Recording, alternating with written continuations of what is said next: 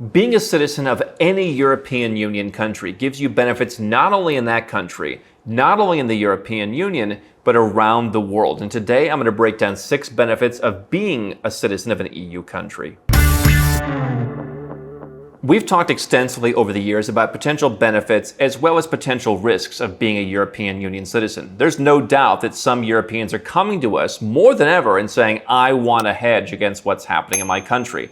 You can watch our other episodes where I talk about those pros and cons and how to mitigate those risks. What today I want to talk to you about is in one place all the benefits of having an EU passport, because I continue to see Americans, Canadians, Australians, and others who are looking to get dual citizenship and who increasingly are looking for the best second citizenship. I see them making the same mistakes. I'm Andrew Henderson. I'm the founder of Nomad Capitalist. We've spent a decade helping high and ultra high net worth individuals legally reduce their taxes overseas, increase their freedom with dual citizenship, and grow their opportunities. And having a second passport, including in Europe, allows you to do all of those, because having a passport in Europe means you can move to any of the different countries in the European Union, as well as EEA countries like Switzerland. You can take advantage of their tax exemptions, and in countries like Switzerland, you can often do so at a dramatically lower price. So it's basically like living in the United States.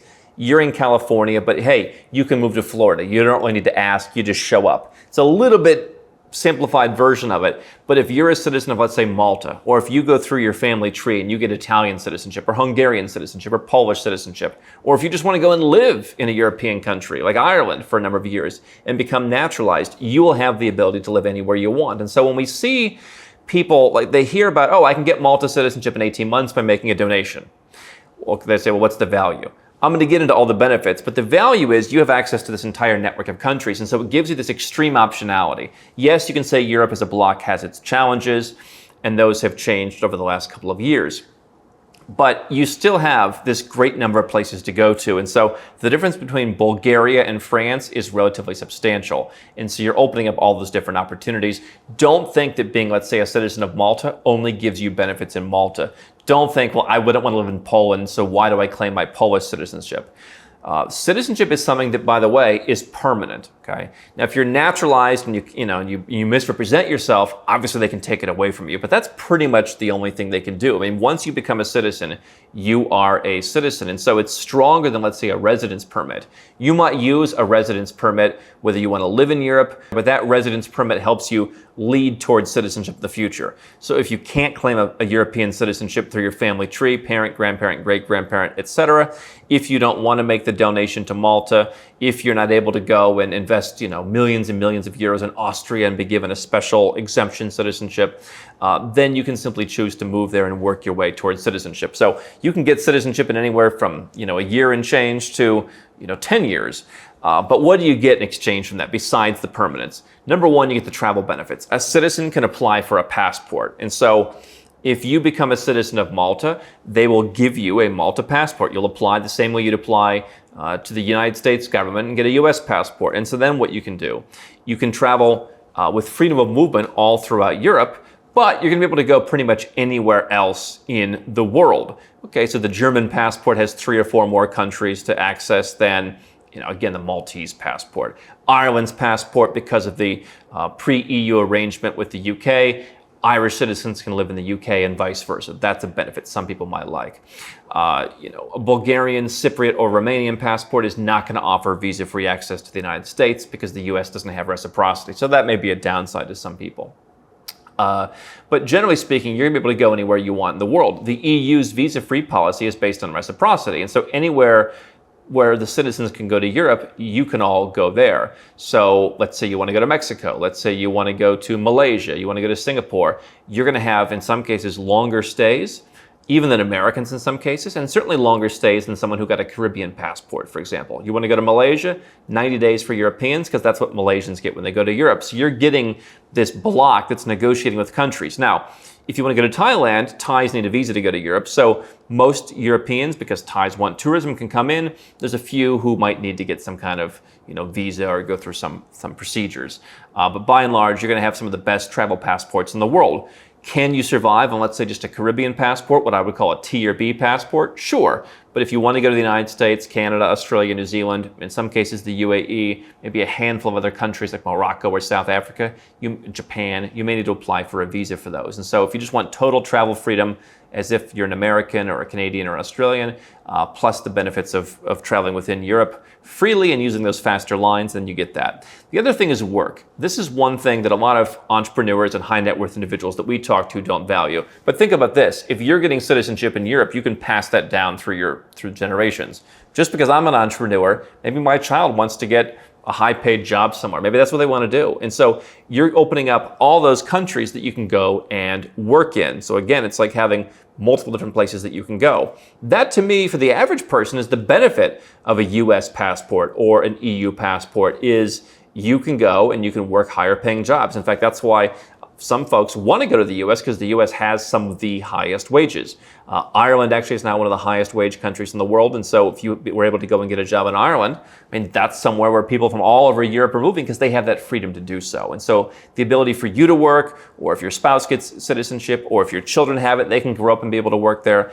That is a benefit. For your children, they can also study there. Tuition is generally going to be lower. If you're coming from a place like the U.S., tuition is going to be lower in general, so you don't necessarily have to have the citizenship to do that. In some cases, residents can go for more cheaply, but if you're a citizen, you're going to have the full benefits of being able to go to more schools, and so that will allow, again, it's kind of a generational benefit. The difference between citizenship in European countries generally and, let's say, certain Caribbean countries where you get citizenship by investment is, it's in the Caribbean, it won't necessarily pass down unless you keep paying. Right? So if I have a child, as a St. Lucian, if I have a child, I can go and say, hey, can I add my child on? But it's not necessarily passed as of right unless I were to give birth in St. Lucia, which means they're getting citizenship of the soil, jus soli. But I can find other places to give birth and get citizenship there. So the ability to pass that down in Europe means you're basically buying a generational asset. And so when you look at, again, Malta's program, 750,000 euros is a big donation. Your spouse is 50,000. Your kids are 50,000 each.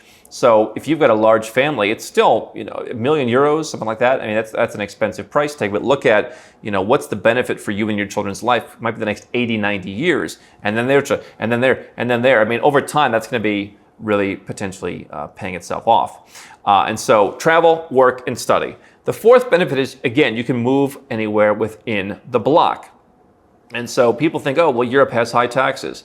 You have tax programs for foreigners, or in some cases, not even necessarily for foreigners, in Italy, in Greece, in Cyprus, in Malta, in Ireland, in Portugal, in Switzerland. Other countries may offer certain benefits. So being able to move within Europe is a benefit. And so there is some competitive spirit in the same way that, again, like a U.S. state might say, hey, you know what, we're going to cut taxes to attract people.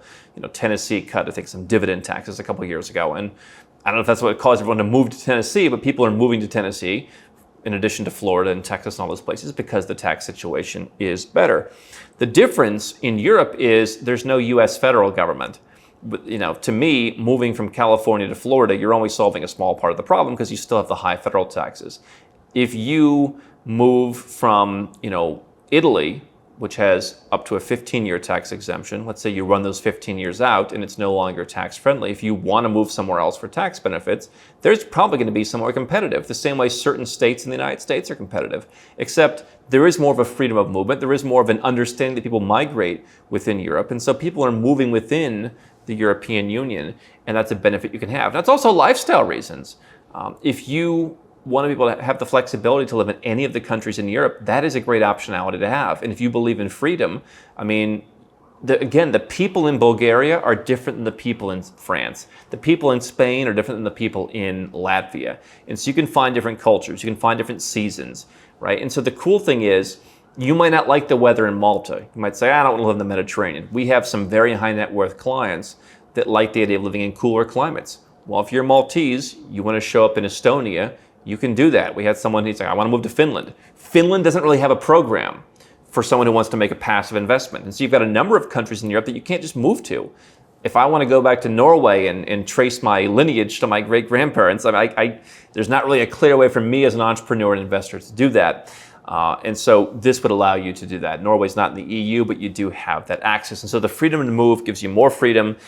It potentially gives you tax benefits. And it just means you don't have to get that one passport. If you want to live in the United States and get a job, you've got to get a US passport. Or you've got to get a passport that's so good where they'll just give you, an E2 visa or, a TN1 visa, whatever. But generally, if you want a job in the US on full conditions, you've got to have that US passport. Here, you have the flexibility of getting one and then using it somewhere else. Again, number 5, tax benefits. You can take advantage of that, including in countries like Italy. If you haven't lived there, you can still take advantage of those. Benefit 6 is healthcare. We get asked about this a lot, and this may be a reason why, in addition to studying and traveling and all the other benefits, the flexibility, that might be worth an investment for some folks is because you're going to have access to care. Now, you don't have to necessarily agree with some of Europe's tax policies, but at least understand that when you pay high taxes there, you're getting something in return. And so Europeans can go and have access to European healthcare. I happen to think that this is not the number one benefit because you can go and get very affordable, high quality, very responsive and loving care in the Malaysias and the Singapores. I've gotten great care in Mexico, Istanbul, Dubai. There's many emerging places. Heck, even India for certain surgeries is very highly rated at some hospitals. Brazil is highly rated for cosmetic procedures, for example. But healthcare, knowing that you're going to be taken care of, if you value a social safety net, that's a benefit. And you could add to that if you value more, socially open policies. If you're coming from the United States, there are folks who are concerned about what's happening in terms of social policies in the US. They want the more flexible policies of the EU. And so those are 6 things that you get. Now, how do you get citizenship in one of these countries? Again, I mentioned Malta. They've got a program, golden visas in countries like Latvia, Cyprus, Malta. Malta has a citizenship. It also has a residence program. Ireland, Spain. And if you live in these countries long enough, if you just make a passive investment, you go and live there, you learn the language potentially, you can be naturalized. If you have an income, you can go through a self-sufficient program, Portugal, Ireland, France, and others. If you start a business, you can get a residence permit. Some countries like Belgium are going to want a very Belgium-focused business, so that may not be that great unless you really just want to start a business in your new home.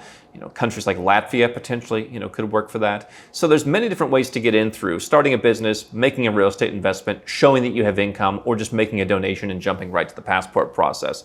This is what we help people do at Nomad Capitalist, where you want to understand what your tax consequences are. Some folks come to us and they say, listen, I'm not trying to reduce my taxes to 0. I like access to Europe. I'm willing to pay something. And so whether that something is 5%, whether that something is 100,000 euros flat, whether that something is only the money I bring into the country and the rest of the money I'm making somewhere else gets left untouched. There's ways that you can pay something in Europe. You can get something in return for that in terms of healthcare and all the other benefits. But we're going to go through that whole situation with you, and we're going to be the holistic layer that helps you understand what are the tax consequences where you're living now. If you're an American, how do you handle that? What kind of investment to make? What are the actual realities of what's available? We're not just selling golden visas. If you actually want to move somewhere, you may not need a golden visa. You may just want to save your money and invest that somewhere else and just go by showing you've got an income. There's countries that'll let you in for that if you're willing to go and live there. If you live there full time, how do you handle the taxes? Is there a tax exemption? How does that work with your company? If you move to Portugal, your company in the UAE can't continue unless you want to pay a huge penalty rate. This is kind of the whole multi-jurisdictional approach that we take. But if you solve that, you can work towards EU citizenship in as little as 18 months. On the donation side, you can do it in multiple years. If you're going to live there, again, if you've got someone in the family tree, you can get that. It might take anywhere from 1 to 4 years, and you're going to have a lot of benefits for many generations to come.